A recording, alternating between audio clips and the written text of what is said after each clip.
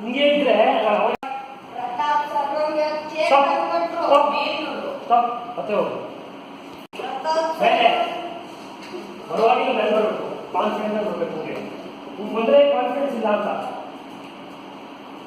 Pratap sir ಇವತ್ತು ನಮಗೆ cake ತಂದ್ಕೊಟ್ರು.